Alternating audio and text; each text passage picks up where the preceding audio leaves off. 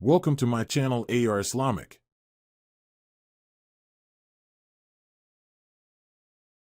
اور اگر تو ماں ہو کے قرآن پڑھے تو بیٹا نیزے کی نوک پہ قرآن سناتا ہے۔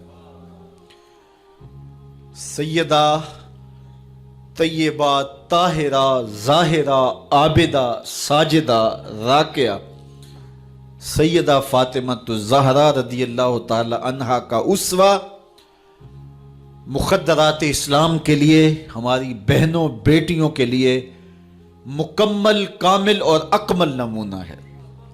میری مائیں بہنیں بیٹیاں بھی پردے میں بیٹھ کے سن رہی ہیں، اور جو یہاں موجود نہیں ہیں، آپ لوگوں کی وساطت سے یہ پیغام ان تک بھی پہنچے گا، تو میں گزارش کروں گا اس بے حیائی کے ماحول میں، جبکہ میڈیا بے لگام ہے، سوشل میڈیا قیامت ڈھا رہا ہے، آنکھوں سے حیا اڑ گئی ہے، سوچوں میں آوارگی آ گئی ہے، لباس سمٹ کے بالکل واجبی سا رہ گیا ہے، اور حیا قصہ پارینہ بن گیا ہے۔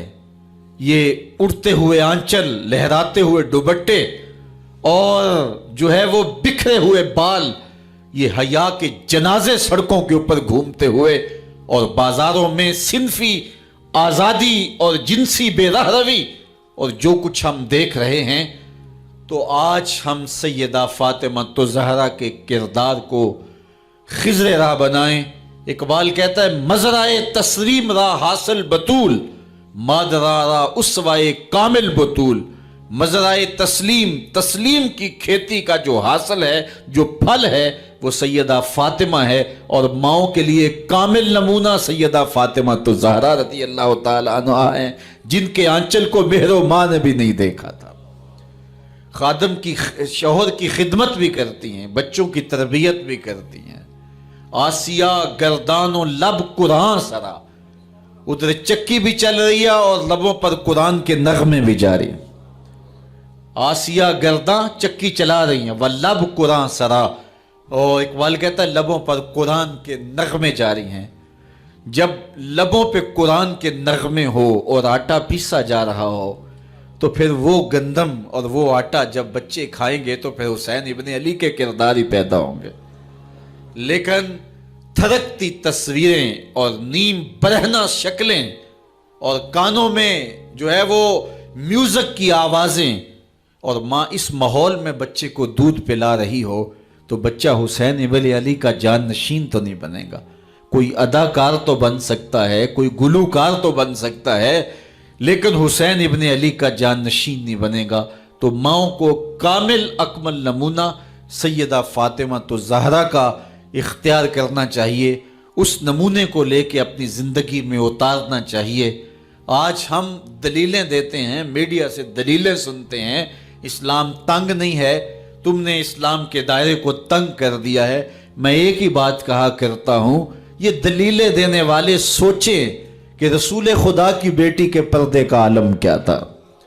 بس ہمارے لیے وہ نمونہ ہے، وہ کامل اور اکمل نمونہ ہے، اور ہم نے اپنی زندگی اس نمونے کے مطابق گزارنی ہے۔ سیدہ پاک سلام اللہ علیہا کو اس بات کی فکر رہتی تھی کہ ساری زندگی تو میں نے اپنے پردے کی حفاظت کی، مرنے کے بعد جب پٹڑے کے اوپر ڈال کر کے لے جایا جاتا ہے لاش کو، تو اس وقت جسم جھلکتا ہے، چھلکتا ہے، تو بے پردگی ہوتی ہے۔ تو زندگی میں تو انسان اپنے پردے کی حفاظت کر لیتا ہے، لیکن جب جنازہ اٹھتا ہے تو اس وقت عورت کے جسم کی ڈیل ڈول ظاہر ہو جاتی ہے، اگرچہ اس کے اوپر پردہ پڑا ہوتا ہے۔ اور یہ سخت فکر مند تھی اور بات بھی کرتی تھی۔ حضرت اسماء بنت امیس رضی اللہ تعالی عنہا سیدہ پاک کے پاس بیٹھی تھی، اور یہ وہ خاتون ہیں جنہوں نے حبشہ کی جانب ہجرت کی تھی۔ جب مسلمانوں پر حالات تنگ ہو گئے تو 2 مرتبہ حبشہ کی جانب ہجرت ہوئی ہے، اور تیسری ہجرت جو ہے وہ مدینہ المنورہ کی جانب ہوئی۔ تو حبشہ کی جانب انہوں نے ہجرت کی اور وہاں کچھ وقت گزارا تھا، تو انہوں نے کہا کہ میں نے وہاں ایک منظر دیکھا ہے کہ چارپائی کے چاروں پائے جو ہیں ان کے ساتھ شاخیں باندھی جاتی ہیں، اور شاخیں باندھ کے ان کو پھر آپس میں جوڑ دیا جاتا ہے، اور اس کے اوپر کپڑا ڈال دیا جاتا ہے، وہ ایک ڈولی بن جاتی ہے اور اس میں عورت کا جنازہ ہوتا ہے۔ تو جب یہ بات سنی تو سیدہ کی خوشی کی انتہا نہ رہی، کہا یہ تو بہت اچھا ہوا۔ اور سیدہ پاک کا پھر جنازہ پردے کے ایسے ماحول میں اٹھتا ہے اور رات کی تنہائی میں اٹھتا ہے اور بہت تھوڑے لوگ جنازے میں شامل ہوتے ہیں۔ اور پھر سیدہ پاک سلام اللہ علیہا کے پردے کا عالم یہ ہے، اہل سیر نے لکھا ہے کل قیامت کے دن جب میدان حشر میں سیدہ تشریف لائیں گی تو 70,000 حوروں کے جلو میں ہوں گی، اور جب گزریں گی تو آواز آئے گی یا اہل الجمع غدوا ابصارکم لأن فاطمہ بنت محمد حتی تمر، اے نبیوں، رسولوں، پیغمبروں، اے صالحین، نیکوکاروں، اے حشر کے میدان میں جمع ہونے والے لوگوں، اپنی نظریں نیچی کر لو، محمد کی صاحبزادی گزر رہی ہے۔ تو قیامت کے دن بھی اللہ ان کو یہ اعزاز دے گا، ان کو تکریم دے گا، ان کو عزت نصیب کرے گا۔ تو سیدہ پاک کا نمونہ زندگی ہماری مخدرات اسلام کے لیے، ہماری بیٹیوں کے لیے، بہنوں کے لیے کامل، اکمل اور مکمل نمونہ ہے۔ مزرعہ تسلیم را حاصل بطول، مادرانہ اسوائے کامل بطول۔ تو ان سے ہمیں سیکھنا ہے کہ انہوں نے اپنی ساری زندگی کیسے گزاری۔ آج کی عورت کہتی ہے کہ میں نہیں کر سکتی نماز، روزہ اور یہ امور نہیں بجا لا سکتی، بچوں کا بوجھ اتنا ہے، ان کی تربیت اور ان کو کھانا دینا، ان کو دودھ دینا، بار بار جو ہے وہ ان کا لباس تبدیل کرنا، کب وقت ہوتا ہے، میرے کپڑے بھی ناپاک ہو جاتے ہیں، تو کیسے میں ان کو جو ہے بچوں کو کروں اور اس کے بعد عبادات بھی وقت پہ کر سکوں، تو یہ بڑا مشکل ہے۔ وہ حضرت سیدہ کو دیکھیں کہ آپ اپنے کندھوں پہ مشکیزہ بھی اٹھا کے لاتی ہیں، چکی بھی پیستی ہیں، بیٹوں کی تربیت بھی کرتی ہیں، شوہر کی خدمت بھی کرتی ہیں، اور مصلی بچھا کے جب کھڑی ہوتی ہیں تو ساری ساری رات قیام میں، کبھی رکوع میں، کبھی سجدے میں گزر جاتی ہے، اور پھر کہتی ہیں مالک تیری راتیں اتنی چھوٹی ہیں، تیری بندی کا ذوق بندگی ہی پورا نہیں ہوتا، ایک تو رات اتنی لمبی بنا دے جی بھر کے تجھے سجدہ ہی کر سکوں۔ تو انہیں شکوہ رہتا ہے کہ راتیں اتنی چھوٹی ہیں اور میرا ذوق بندگی ہی پورا نہیں ہوتا۔ سارا دن روزے سے گزرتا ہے، رات قیام میں، رکوع اور سجود میں گزرتی ہے، اور بیٹوں کی تربیت کی تو وہ کائنات نے ایسی تربیت کا جوہر نہیں دیکھا ہے جو سیدہ فاطمہ کے گھر میں پلنے والے بچوں میں تربیت کا رنگ نظر آیا، کہ انہوں نے اپنا خون دے دیا لیکن دین کی آن پہ آنچ نہیں آنے دی۔ تو ان کی زندگی ہمارے لیے، ہماری مخدرات اسلام کے لیے، بہنوں، بیٹی اور ماؤں کے لیے کامل اکمل نمونہ ہے۔ میری بہن، میری بیٹی، تو مغرب کی ٹینو نہیں ہے، تو مشرق کی بیٹی ہے، تو کوئی دیا نہیں ہے کہ جس کو جو چاہے اٹھا کے لے جائے، تو گھر کی رونق ہے، عزت ہے، آبرو ہے، تو سمٹ جائے گی تو معاشرہ پھیل جائے گا، اور تو اگر گھر میں سمٹ کے بچوں کو سنبھال لے گی تو امت بحر و بر پہ قابض ہوگی، لیکن اگر تو گھر کو نہ سنبھالا تو پھر امت کبھی بھی بامراد اور کبھی بھی سرخرو نہیں ہو سکتی۔ اگر پندے ز درویش پذیری، ہزار امت بمیرت تو نہ میری، بطول باش و پنہا شو ازیں اثر کہ در آغوش شبیر بگیری۔ اقبال کہتا ہے کہ اے امت مسلمہ میری ایک بات مان لے، ہزار امت مر جائے گی، امت مسلمہ تجھے موت نہیں آ سکتی، اور وہ کیا ہے؟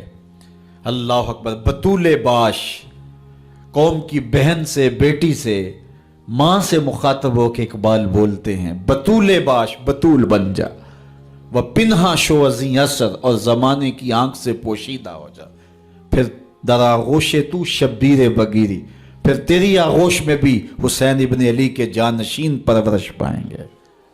تو اپنے آپ کو سمیٹ کے اس کردار کے سانچے میں ڈال لیا جائے۔ عورت کا دائرہ کار گھر ہے، چار دیواری ہے، اور اس چار دیواری کے ماحول کو آسودہ رکھے۔ وہ باہر نکل کر کے جو ہے وہ گھر کی ذمہ داریوں سے دستبردار نہ ہو. یہ ذمہ داریاں مرد کی ہیں کہ وہ باہر نکلے اور ضروریات کو فراہم کرے. یہ عورت کی ذمہ داری چار دیواری کی ہے. اس چار دیواری کو رونق بخشے اور تربیت پر نئی نسل کو بہتر بنانے کے لیے اپنی ساری صلاحیتیں صرف کر دے. ساری زندگی میں ایک اس کا بچہ بھی اگر قوم کو مل گیا تو قوم کی تقدیر بدل دے گا. مائی راستی ہیں یا ام الخیر ہیں, انہوں نے ایک بچے کی تربیت کی. آج مائیں کیوں نہیں کر سکتی؟ بابا فرید کی ماں بیٹے کے مزاج کو سمجھتی ہیں کہ یہ شکر کو بہت پسند کرتا ہے تو شکر کی پڑیا مسلح کے نیچے رکھ دیتی ہیں, اور بیٹا مسلح اٹھاتا ہے تو نیچے شکر کی پڑیا ملتی ہے. روز ڈیوٹی دیتی ہیں, اور بیٹا شوق سے نماز پڑھتا ہے, بعض میں شکر کی پڑیا بھی ملے گی. ایک دن کہیں گئی تھی تو نماز کا وقت ہوا, ماں وہاں بے چین ہے اور وہی مسلح بچھا کے کہتی ہے مالک میری لاج رکھنا. آج بیٹا مسلح اٹھائے اور اس کو شکر کی پڑیا نہیں ملے گی تو راز کھل جائے گا, تو بیٹا کہیں بدظن نہ ہو جائے. اس کا گمان یہ ہے کہ مالک اپنی کرم نوازیوں سے یہ پوری مجھے ڈائریکٹ دیتا ہے, درمیان میں کوئی نہیں ہے. اللہ اکبر. خیر, ماں واپس پلٹی اور سب سے پہلے تجسس بھری نگاہ سے بیٹے کو دیکھ رہی تھی کہ بیٹا کوئی شکایت تو نہیں کرتا, لیکن فرید بیٹے کے لب پہ کوئی شکایت نہیں تھی. خیر, ماں نے پوچھ لیا بیٹا نماز پڑھی تھی؟ کہا اماں نماز پڑھی تھی, لیکن آج جو شکر ملی ہے اس کا چاس ہی کوئی اور تھا, اس کا ذائقہ ہی کوئی اور تھا. تو آنکھوں سے چھم چھم آنسو برسنے لگے. مالک تو نے میری لاج رکھ لی. تو پھر بتایا کہ بیٹے میں تو یوں ہی پڑیا رکھتی تھی, آج مالک نے جو ہے وہ میری لاج رکھی ہے اور تیرے مسلح کے نیچے پڑیا رکھ دی. پھر فرید بنا نا. تو پیچھے ماں کھڑی نظر آتی ہے, حضرت غوث اعظم رضی اللہ تعالی عنہ. اگر غوث اعظم ہے تو ان کے جبے میں 40 دینار ماں سی رہی تھی نا, اور ساتھ نصیحت کر رہی تھی کہ بیٹا جو بھی ہو جھوٹ نہیں بولنا ہے. پھر ڈاکوؤں کو بتا رہے ہیں کہ 40 درہم تو میرے پاس بھی ہیں. تو ڈاکو کہتے ہیں عجیب کہانی ہے, بلاکو ڈاکوؤں کو بھی پیسے بتایا کرتا ہے. کہا میری ماں نے کہا تھا جھوٹ نہیں بولنا, جو بھی ہو جائے لیکن جھوٹ نہیں بولوں گا. اب ڈاکو شرمندہ ہو کے بولتے ہیں یہ ماں سے جھوٹ نہیں بولتا, ہم رب کا حکم نہیں مانتے.